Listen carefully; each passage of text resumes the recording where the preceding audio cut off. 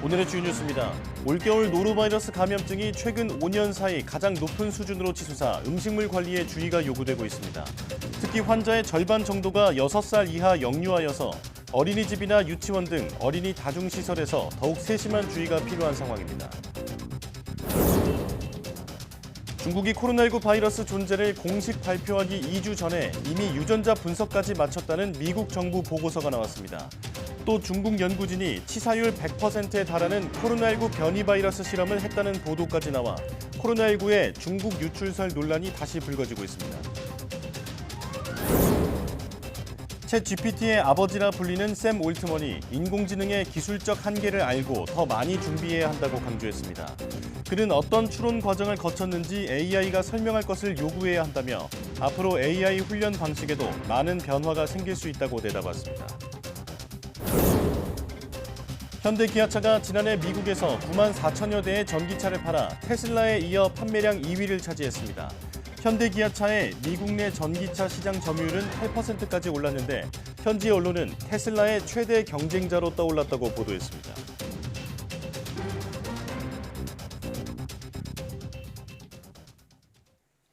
여러분 안녕하십니까? 1월 19일 사이언스 투데이입니다. 노로바이러스 감염증이 최근 5년 사이 가장 높은 수준까지 치솟은 것으로 나타나 방역당국이 설 명절 비상방역 체계를 앞당기기로 했습니다. 질병관리청은 지난주 노로바이러스 감염증 환자가 360명으로 최근 5년 동안 가장 높았던 2020년 1월 353명보다 7명 많은 수준이라고 밝혔습니다. 특히 노로바이러스 감염 환자의 절반 정도는 6살 이하의 영유아 환자들이어서 어린이집이나 유치원에서 주의가 필요하다고 강조했습니다. 호흡기 세포 융합 바이러스 감염증 환자 역시 지난주 461명으로 최근 4주 동안 증가세를 보이는 것으로 나타났습니다. 질병청은 코로나19 방역 완화 이후 처음 맞는 설 연휴를 고려해 비상 방역 체계를 앞당겨 오늘부터 다음 달 18일까지 가동하기로 했습니다. 중국이 코로나19 바이러스의 존재를 공식 발표하기 2주 전에 이미 유전자 분석까지 마쳤다는 미국 정부 보고서가 나왔습니다. 중국 인민해방군 종합병원 등에서 치사율 100%의 변이 바이러스 실험을 했다는 논문도 공개됐습니다. 베이징 강정규 특파원입니다. 2019년 12월 중국 후난성 우한에 있는 수산시장에서 폐렴 의심 환자가 쏟아져 나왔습니다. 중국 당국이 신종 코로나 바이러스를 원인균이라고 공식 발표한 건 이듬해 1월 11일이었습니다. 初步诊断有新型冠状病毒感染的肺炎病例41例，其中已出院2例，重症7例，死亡1例。 그러나 이보다 2주 앞서 중국이 코로나19의 존재를 알고 있었다는 미국 정부 보고서가 나왔습니다. 2019년 12월 28일 베이징 의학과학원에서 이미 코로나19 염기 서열 분석까지 마쳤다는 내용입니다. 보고서는 유전자 분석 자료가 미국 국립보건원에 등록됐다가 1월 16일 돌연 삭제됐다고 전했습니다. 미국의 코로나19 기원 추적 작업의 연장선인데 그동안 중국은 정치 모략이라고 반발해왔습니다.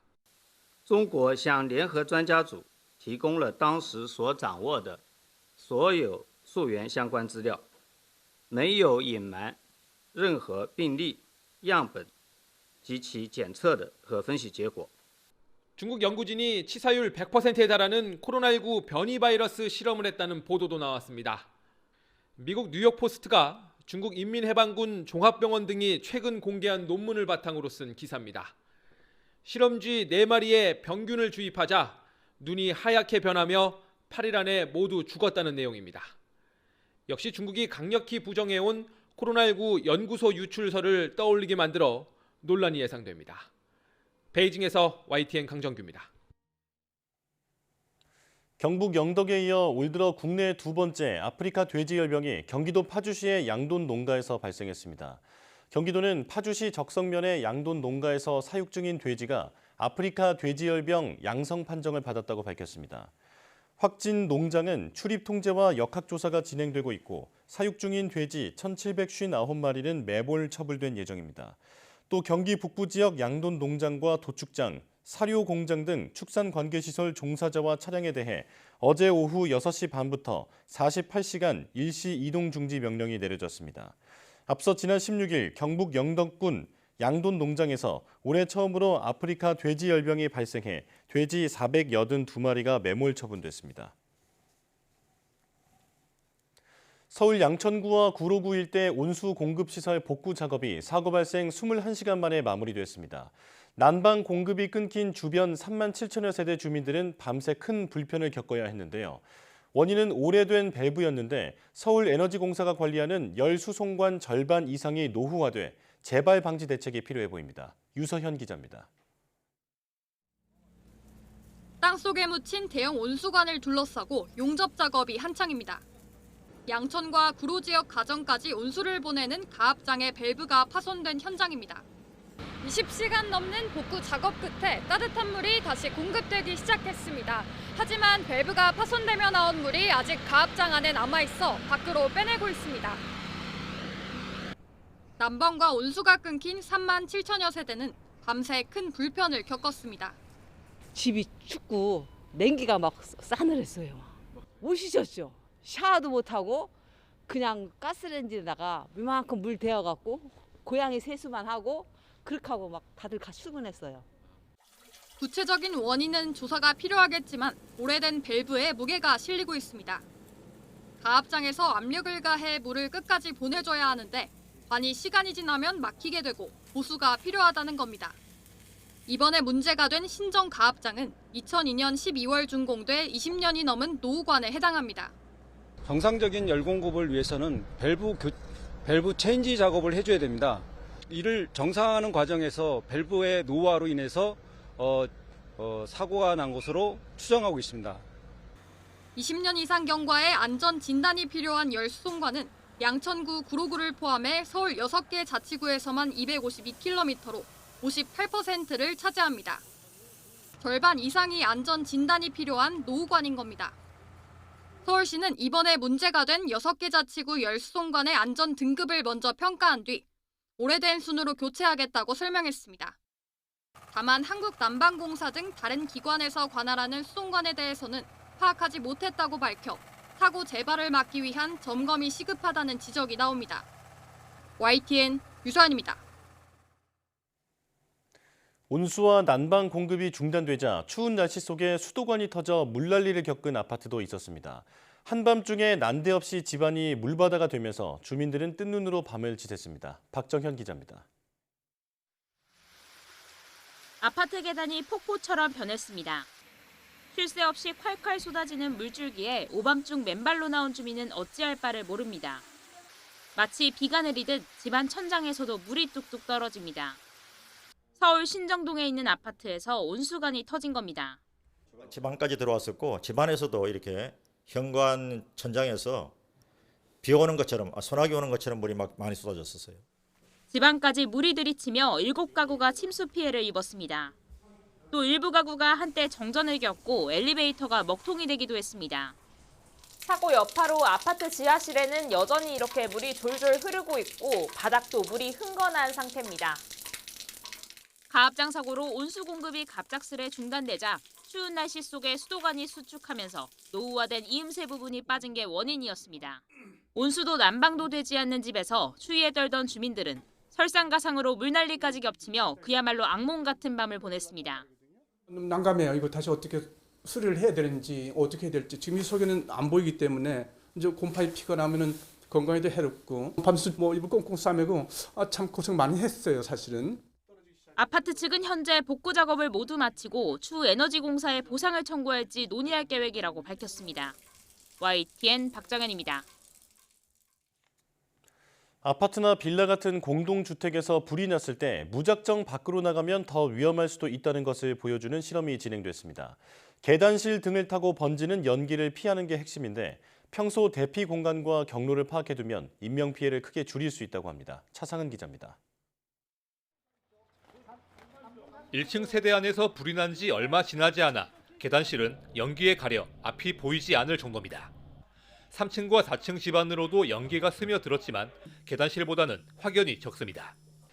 이 상황에서는 밖으로 나가는 것보다는 연기가 없는 집안 공간으로 대피해 신고하고 구조를 기다리는 게 안전해 보입니다. 집안에서 불이 나 대피할 때는 대문을 닫아야 다른 세대 피해를 줄일 수 있습니다. 아파트나 빌라에서 사실상 유일한 피난 통로인 계단으로 연기가 퍼지는 걸 막아야 해서입니다. 가장 중요한 것은 연기의 흐름이겠죠. 연기가 자기 집으로 들어오는지 안 들어오는지, 다음에 계단 이게 자기 출입집 문을 열었을 때 열기가 있는지 없는지 이런 부분을 살펴야 되겠죠. 가장 먼저 이제 열기보다는 연기를 가장 먼저 주의를 해주셔야 되겠습니다. 이번 실험에서 알 수 있듯이 불보다 더 위험할 수 있는 건 연기입니다. 최근 사망자 통계에서도 확인할 수 있습니다. 최근 5년 사이에 아파트 화재 사망자는 108명, 연기 흡입으로 숨진 사람이 127명으로 전체 사망자의 70%를 차지합니다. 30대 아버지가 불길을 피해 아파트 4층에서 아이를 안고 뛰어내렸다가 숨져 주변을 안타깝게 했던 서울 도봉구 성탄절 화재. 같은 아파트에서 11층 주민도 목숨을 잃었는데 옥상으로 대피하려다가 연기를 마셨습니다. 소방당국은 섣부른 대피를 하지 않도록 화재 상황을 가정해 대피할 장소와 경로를 미리 정해 기억해두면 실제 상황에서 인명피해를 크게 줄일 수 있다고 설명했습니다. YTN 최상입니다. 한파가 덮친 미국 중북부 지역에서 전기차 테슬라가 방전돼 견인되는 사태가 속출했다고 뉴욕타임스가 보도했습니다. 신문은 현지 시간 17일 체감 기온이 영하 30도까지 내려가자 시카고의 전기차 충전소들은 배터리 방전 사태로 절망의 현장으로 변했다고 전했습니다. 한 테슬라 소유자는 시카고의 지역 방송에 최소 10대의 테슬라 차량이 배터리가 방전돼 견인되는 것을 목격했다고 말했습니다. 전문가들은 매우 낮은 온도에서는 배터리 양극과 음극의 화학 반응이 느려져 충전이 어려워지는데 물리적으로 해결할 방법은 현재로서는 없다고 설명하고 있습니다. 뉴욕타임스는 평균 기온이 낮지만 전기차 보급률이 높은 북유럽 노르웨이 등의 사례를 들어 미국의 충전 인프라 미비의 문제점을 지적했습니다. 현대자동차 그룹이 미국 전기차 시장에서 1위 업체 테슬라의 최대 경쟁자로 떠올랐다고 월스트리트 저널이 현지 시간 17일 보도했습니다. 보도에 따르면 현대차와 기아는 지난해 미국에서 2022년에 비해 62.6% 늘어난 94,340대의 전기차를 팔아 테슬라에 이어 2위를 차지했습니다. 현대차 그룹의 전기차 판매량은 테슬라의 65만 4,888대에는 크게 못 미치지만 제너럴 모터스의 7만 5천여 대, 포드의 7만 2천여 대 등 다른 경쟁 업체에는 앞섰습니다. 테슬라는 지난해 미국 전기차 시장의 약 55%를 차지하고 있지만 최근 몇 년 사이 현대차와 기아의 부상으로 점유율이 하락하고 있습니다. 현대차와 기아의 미 전기차 시장 점유율은 8%까지 올랐습니다.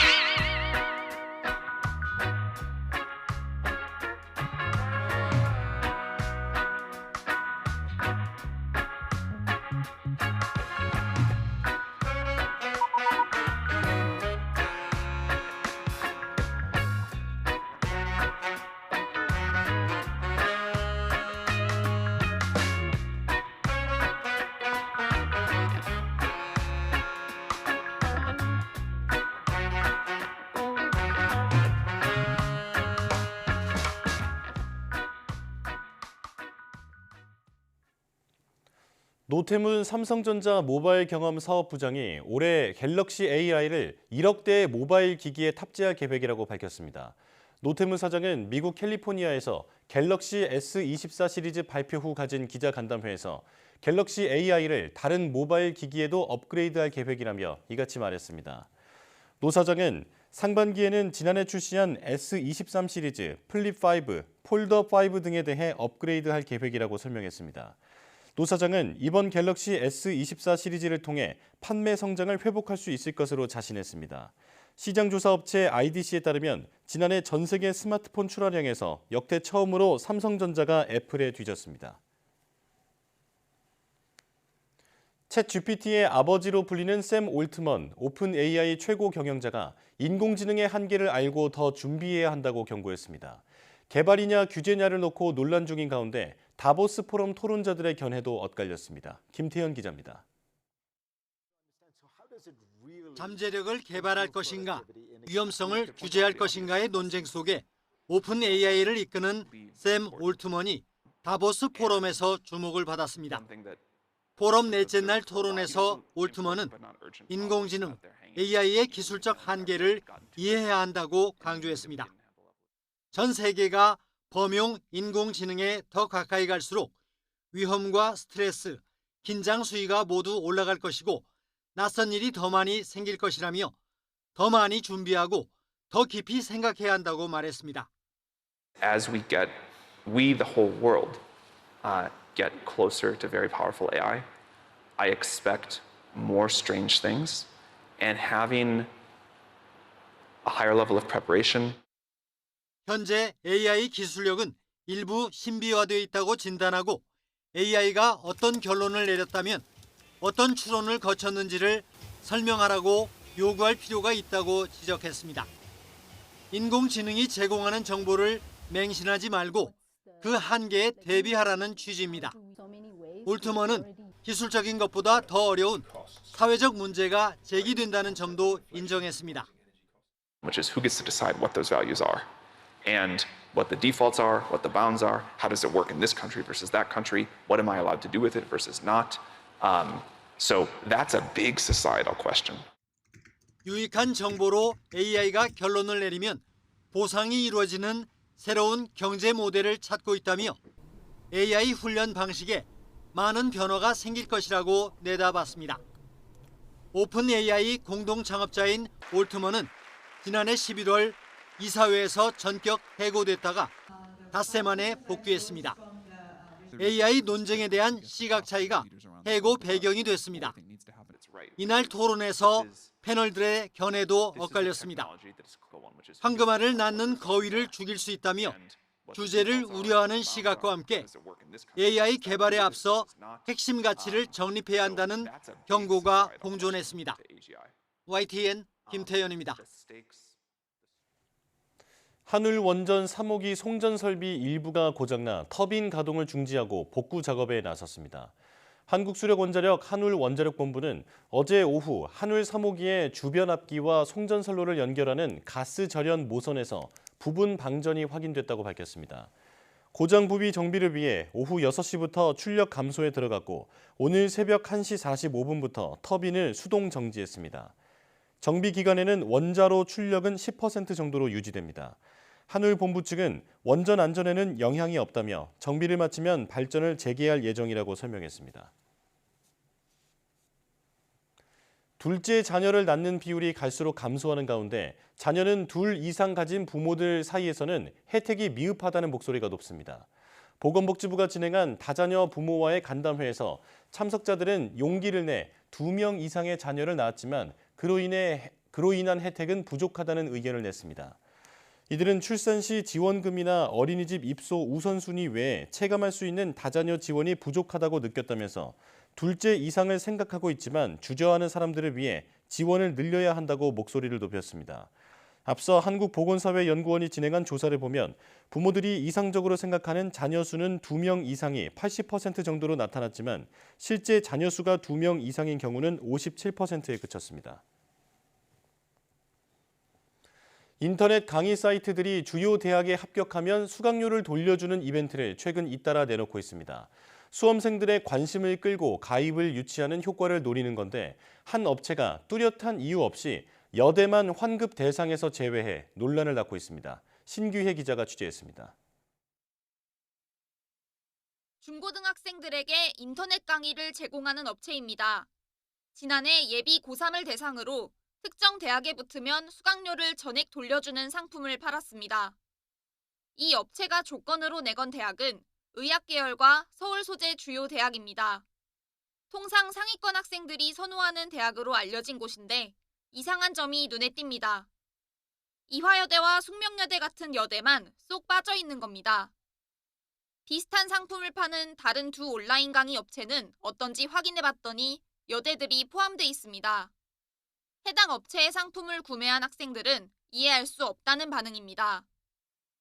인서울 주요 대학이라고 했으면서 명확한 기준을 제시하지 않고 이화여대랑 숙명여대를 빼고 환급해주는 건 여대 입학생들 입장에선 굉장히 황당하고 이게 차별이 아닌가.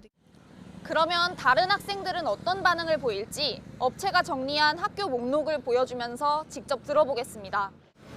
이제가 없네요. 인강 같은 서비스는 여학생들도 듣고 남학생들도 듣는 거라 여대를 가는 학생들이 많을 텐데 왜 환급에서 뺀 건지 잘 모르겠네요. 다른 대학을 다니는 학생들 생각도 비슷합니다. 흔히 생각하는 대학의 어떤 순위 같은 게 있잖아요. 근데 거기 안에도 분명히 들고 그 두 개가 갑자기 쏙 빠졌다는 게 당연히 이상할 수밖에 없죠. 그렇다고 이 업체가 여대를 서울의 주요 대학에서 완전히 배제한 것도 아닙니다. 이 업체 관련 블로그를 살펴봤더니 이화여대를 서울의 주요 대학이라고 평가한 신문 기사를 인용해 올리기도 했습니다. 여대만 빠진 데 대해 학생들이 불만을 제기하자 업체는 자체 기준에 따라 대상 대학들을 선정했다고 해명하고 있습니다. 취재진은 자체 기준을 선정한 근거가 무엇인지 문의했지만 업체는 내부 논의 사항이라 제공해줄 수 없다는 답변만 내놨습니다. YTN 신기혜입니다. 금융당국이 핀테크사들과 함께 여러 보험 상품을 손쉽게 비교해 맞춤형 상품을 추천해주는 서비스를 출시했습니다. 기존보다 더 쉽고 간편하게 이용할 수 있게 됐는데 서비스 이용 대가에 따른 수수료 비용을 고객이 부담해야 해 단점으로 지목됩니다. 엄윤주 기자가 보도합니다. 보험에 가입하기 전 어떤 보험이 내게 적합한지 알기는 쉽지 않습니다. 특히 사회초년생들의 경우 주변 지인 추천을 듣거나 아예 설계사 말만 믿고 보험에 드는 게 대다수입니다. 일단 어디서부터 시작해야 되는지 모르는 것 같아요. 주변 사람 얘기 들어서 그냥 대충 하거나 아니면 좀 약간 혹해가지고 비싼 거 해야 되나? 이런 가입자들을 위해 금융당국이 혁신 금융서비스 사업자로 지정된 11개 핀테크사와 함께 여러 보험사들의 상품을 한눈에 비교한 뒤 추천해주는 서비스를 출시했습니다. 앞서 9년 전 생명보험협회와 손해보험협회가 선보였던 보험담호화가 상대적으로 인지도가 낮다는 점을 고려해 아예 소비자들에게 친숙한 온라인 플랫폼을 이용하기로 한 겁니다. 비교 플랫폼 상품이 대출하고 그다음에 예금 상품을 넘어서 이제는 보험 상품까지 확대가 됐는데 앞으로 특히 이제 보험 상품은 나름대로 좀 특성이 있어갖고 좀 신경 써야 될 게 조금 몇 가지 포인트가 있다고 생각합니다. 방법은 쉽습니다. 소비자들이 보장범위나 납입금액 등 자신에게 맞는 조건을 입력만 하면 10개 보험사의 상품이 자동으로 추천됩니다. 이어 본인이 가입하고 싶은 상품을 선택하면 곧바로 보험회사 홈페이지로 이동한 뒤 가입을 진행할 수 있습니다. 간편한 절차 덕분에 보험사별 보험료를 한 번에 볼 수 있고 설계사를 만나지 않더라도 손쉽게 가입할 수 있다는 건 큰 강점으로 꼽힙니다. 이용하기 굉장히 쉽고 편리하다는 느낌을 받았습니다. 앞으로 많은 소비자들이 이용하고 도움이 되는 그런 서비스가 되었으면 좋겠습니다. 다만 기존 방식을 이용할 때보다 보험료 부담이 더 늘어난다는 건 아쉬운 대목입니다. 서비스를 제공하는 대가로 수수료를 받겠다는 플랫폼 업체와 이를 부담할 수 없다는 보험사의 이해관계가 상충하면서 결국 그 비용이 고스란히 소비자에게 전가됐기 때문입니다. 사회 초년생이다 보면은 경제적으로 여유가 없다 보니까 그 부분에 대해서는 조금 결점이 되지 않을까. 비교 분석하는 거 따로 보고 가입하는 거 따로.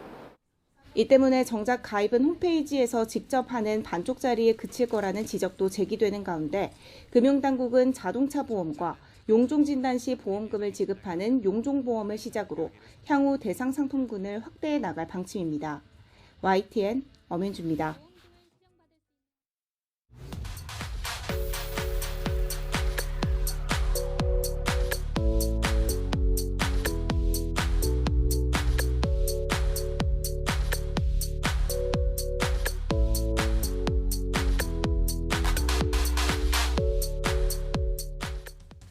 설사와 구토 등을 일으키는 노로바이러스 감염증이 크게 유행하고 있다는 소식 전해드렸는데요. 노로바이러스는 손이나 음식을 통해 쉽게 전염되기 때문에 예방 수칙을 잘 지키는 게 중요합니다. 흐르는 물에 비누로 30초 이상 손 씻기, 채소, 과일은 깨끗이 씻고 껍질을 벗겨 먹기, 음식과 물은 가열해서 섭취하고 조리 전후로 조리 도구도 열탕 소독하시는 게 안전합니다. 뉴스 마칩니다. 고맙습니다.